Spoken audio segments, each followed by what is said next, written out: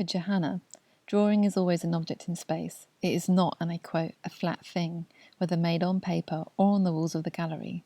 She emphasizes this kind of sculptural attitude towards drawing by creating images that are designed to be seen from both sides, both front and back, and adapts the Brazilian-Italian architect Lina Bobardi's modernist glass easel devices, where she used a pane of glass sandwiched between two concrete blocks to display paintings at the Sao Paulo Museum of Art in the 1930s.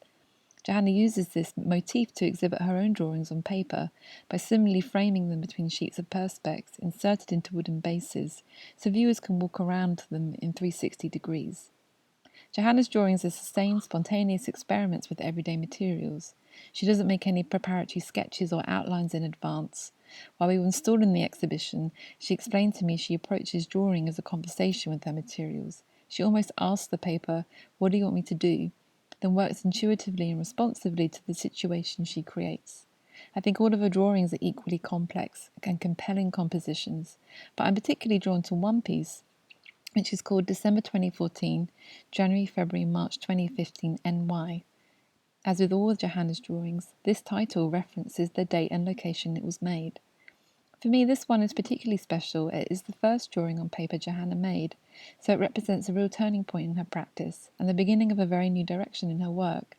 You can tell it's one of the first drawings, as it has a plain white paper background.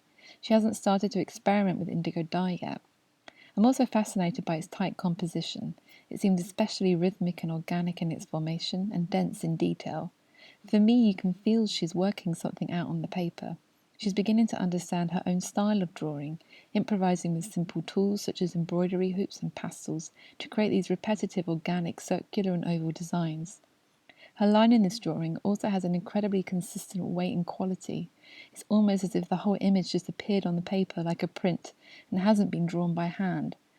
She told me it took her 4 months to produce, starting in December 2014 and finishing in March 2015, and you really get a sense of this very painstaking, labour-intensive quality to her mark making, along with this deep embodied knowledge of drawing she's developing to create this really mesmerising and meditative image.